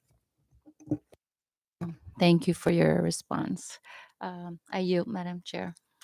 Thank you, Senator Magovnia. Recognize Senator Paul Mingloni. For all the responses. Uh, I have several things you have to get my mind together here. There's just so many things on the CEDA. But let me start with Tanya. Tanya, since you have a lot of experience at the bank, and I'm just thinking along the line of having loans available for middle income young people in the CNMI. And I know this is not a housing authority meeting, but since you're with the bank and CDA maybe has the opportunity to provide some money to housing to provide for loans if banks do not have the resources. But I'm just concerned because with the CDBG DR programs, right? Making housing available for the low income and those that pretty much middle low income, and with that program and other low income programs driving the cost of construction and housing in the CNMI, there's a need for loan opportunities for middle income, but it's so tough for them because I hear they go to the bank, they're required to put 20% deposit, right? Because of Article 12 or maybe some other reasons, but they have to put down a deposit.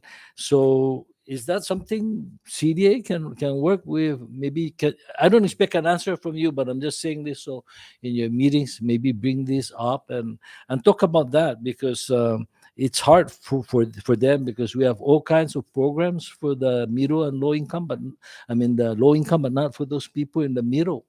They can go to federal loans because of Article 12, but yet they come here with the banks. They have to deposit 20% down payment. So please look into that. Maybe CDA can help them out.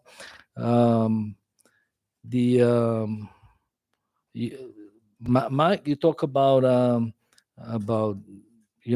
getting our financial health back, and this is, and I totally agree with you about continuity in government from one administration to the next and rechanneling our different offices and all that. And I'll give you an example: Kingfisher, Marianas Resort, Rhoda Resort. Who's supposed to be in charge of that in our government to ensure that they continue to operate? I've been attending DPL hearing to evict the owner, and nobody's there from the government to see what's going on. I mean, do we just sit down and wait for the investor to come in, right? I mean, Marianas Resort, they had a good plan. They beat it out, 200 million, but it's held up in the courts. Who's supposed to follow for the government to maybe get them to sit down and negotiate or push AG office to make it faster or what? Because we just sit and wait, sit back, right? And Kingfisher is in a dilapidated condition, and the cars are just falling apart, but they still allow visitors. How are we to improve, right, our numbers if who in the government? Is it DPL? DPL says no, we're just here to wait for investors, and we talk about the land lease rate. CDA, they say, oh no, that's DPL. I mean, those are the issues, and then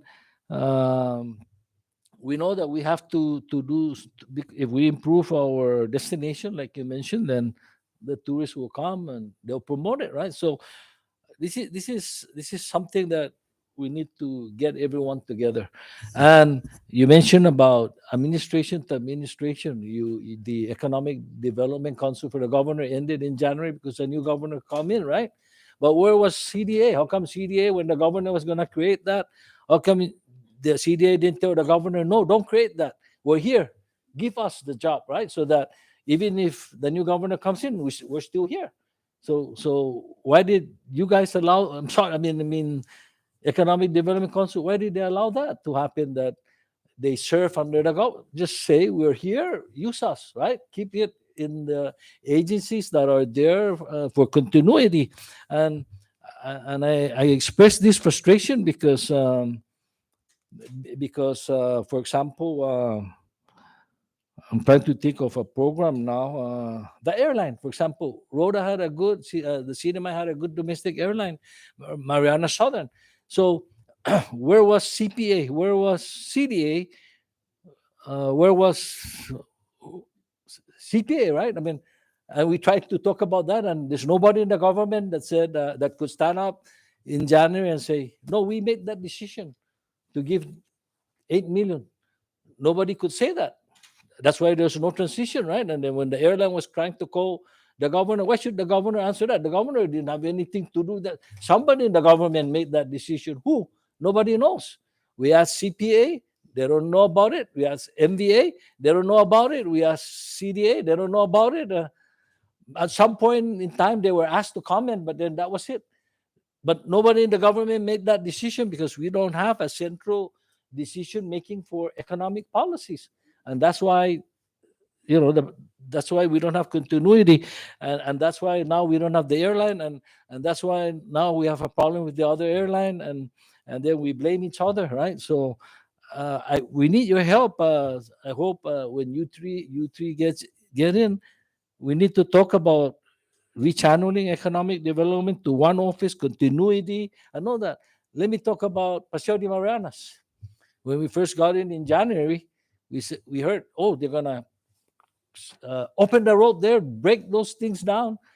That was a major planning in 2001 to close the road and to get federal money and to put street light and pedestrian shopping and all that. And it was supposed to continue on to American Memorial Park, right? And then all of a sudden, oh, we want to open the road because we got extra money. We got 12 million. Let's break it up. I mean, planning and all that. So we call them here. We said, did you have public hearing? Did you do this and that? They said, yeah. Nobody commented. So that's why we said, okay. But the point is, who decided that? It's not a permanent agency, not CDA, right? You didn't have a say in that. It was just a governor's council or something. So that's why there's no continuity, and that's why we're wasting millions and doing everything over and over when new administration come in, and it's kind of frustrating, right? When we see these things happening, and then we have problems after problems.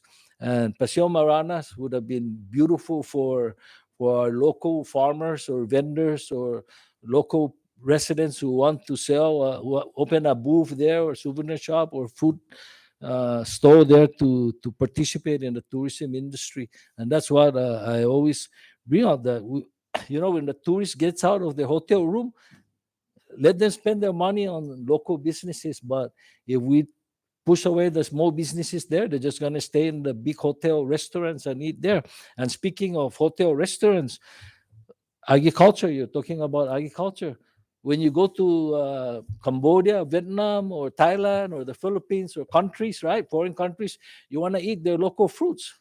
Go to Hyatt, Crown, or any of the buffet here. You have imported watermelon and melon, and you don't even see the local banana or the avocado or the artist or the dragon fruit. None. And why is that? They're on public land, right? So who tells public land or who tells agriculture to? So this is, we say a lot about this. We talk in the legislature because we are the experts in the legislature, right? So speaking of experts, casino, right? Casino. Who in the cinema is responsible for the casino industry, right? The people here voted twice. They don't want it, but we have it because we were pressured, because we need to have the retirement fund survive, right? So we had it. Yeah, we have it. Who's in charge?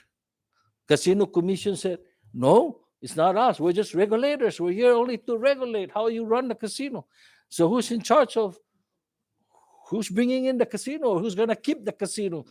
If a new investor were to come in here and come to the government and say, hey, we owe you 70 million, we'll pay you 40 million, give us the license. We're the experts in here. We're going to say, okay, thank you. You open the casino, right? Nobody here knows. whether we should continue with the industry, kick the industry out. You're the economic development people here. What should we do? Don't depend on us here because we know everything, right? So how do we give us the law? What language should we, so that we don't just shotgun. You said shotgun approach. That's what we do. Shotgun approach.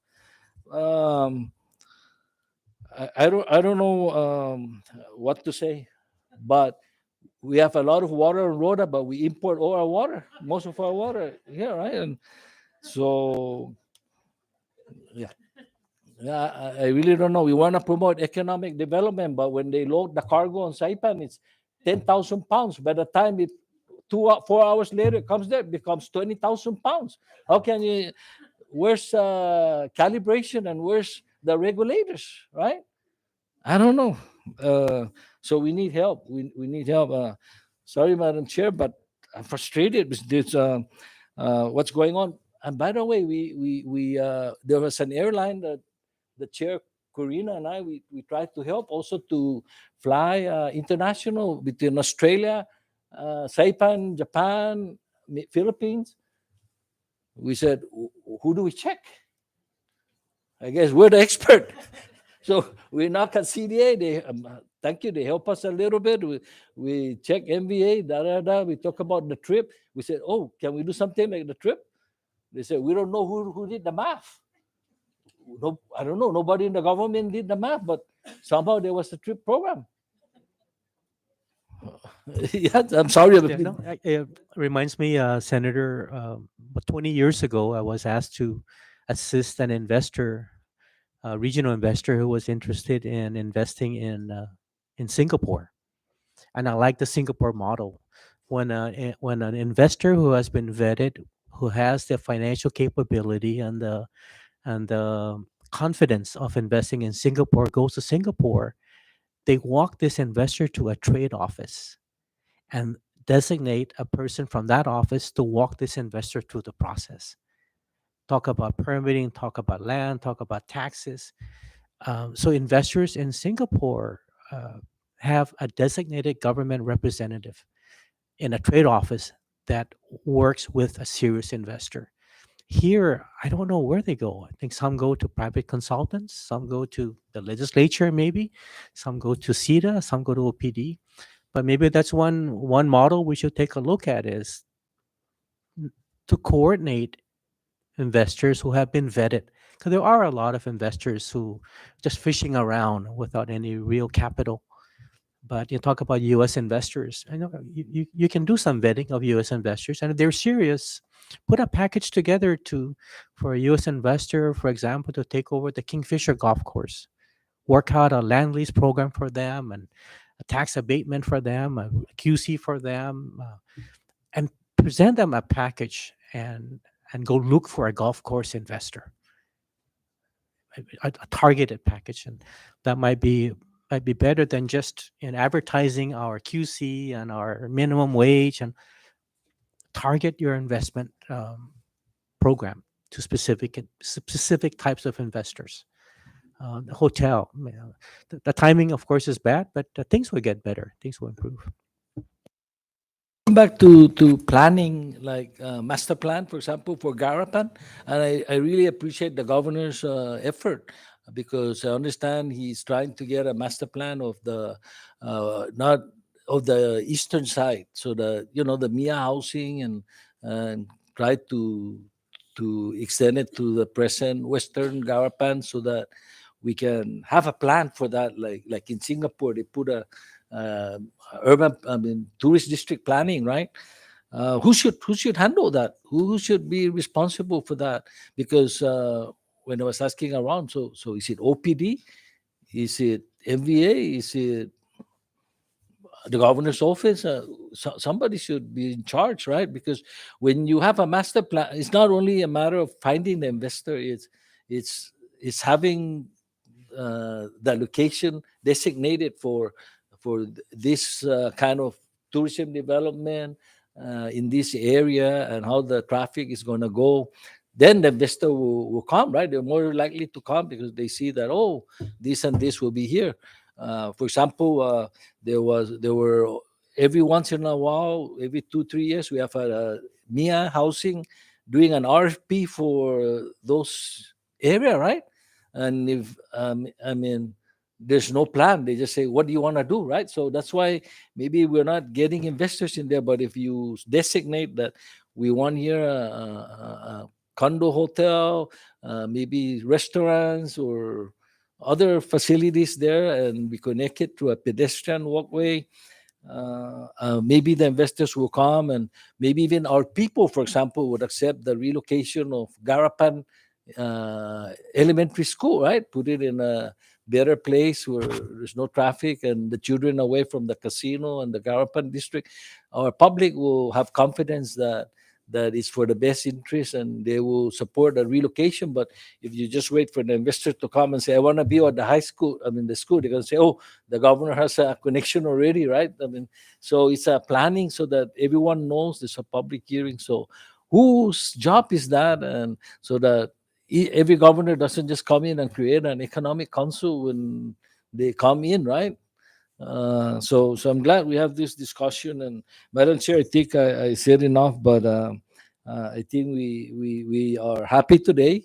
We see 3 good nominees from the governor, and we are confident that you will look into all these concerns we raised today and others that would address many of our issues. Let me give you one quick example. We have money for sanitary landfill since 2018, right? So good, they're doing some planning and all that. But that's an example of money sitting there that we're not using for so many years, right? Let me give an example. The commuter terminal, 2018, the typhoon. What is it today? 2023. And they're just now trying to start on that. Let me give you another example. When you land on Saipan, right, from Japan or Guam, get out of United, you have a rollaway back, and then first thing you do is you want to go to the elevator. They say you cannot use it because you have to be on a wheelchair, so you have to climb down the stairs. Only in the cinema, right? How can we say that we are an advanced destination when you don't even have an escalator so you don't have to carry? And if you have an elderly person or somebody fall down, those are the kind of things you see leaks being with buckets in the cinema, and those are the kind of things that brings us back to planning and actually doing the work. Somebody in the cinema have to answer to that. I don't understand, and I'm not attacking CPA at this time, but I'm just saying, how can you in today's age, right, when you're saying you're trying to promote the cinema, you're trying to get out of this financial chaos, and then come to the cinema and you see 5 buckets catching leaks, and then you have to walk down the stairs, and 6 years after a major typhoon, you're still going to a container airport. Thank you very much, Madam Chair. Thank you, Senator Paul. Are there any other questions from the other members? Recognize Senator Donald Manglona. Not a question, but just closing thoughts. I think with you 3 coming on board, and with, I know the 2 that we recently confirmed for Rhoda, I think one of the, if I can recommend one of your first order of business once you get organized, is look at the way CEDA is structured and how we can get rid of all these redundancies and empower CEDA more. Shift some of the responsibilities from other agencies over to CEDA if that's something that CEDA has that capability to oversee or has the manpower. And so, like some of the stuff that Senator Paul has mentioned, CEDA is kind of like in the middle of all of this. And so how can we empower CEDA to become more active and aggressive in seeking these investments, but also promoting the cinema in a way that is enticing to these to people looking in. And so we look forward to working with you in trying to address some of these statutes, these archaic statutes, or something that needs to be amended. And hopefully you can have something drawn up and have members of the legislature look through and get things started to help you as members work more efficiently and effectively. Thank you. Thank you, Senator Donald Manglonia. Anybody else? If not, before we dismiss the nominees for this afternoon, on behalf of the, or before that, I want to state for the record that we received just now a letter of support from Ms. Tanya David from Dr. Barbara Hunter from NMC, and also a message of support to all the nominees from Mr. Jose P. Kiyoshi, a resident of Tinian. And on behalf of the members of the EAGI committee, we thank you for engaging in a very in-depth conversation with this committee. We appreciate that because it informs legislation that we may introduce, and it informs every single member of our committee. We thank you for sharing your ideas and experiences with us. And it would, on behalf of the committee, it would be our pleasure to recommend to advance your nomination for confirmation. I thank you. Does anybody have any closing remarks or anything like that? If not, you are hereby excused.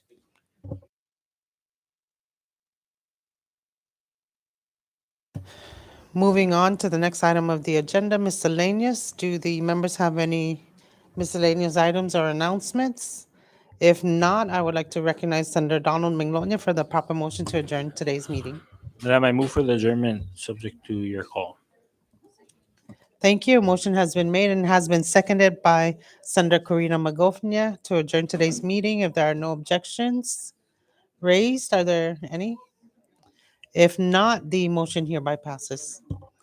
Meeting adjourned. It is now 3:39 p.m.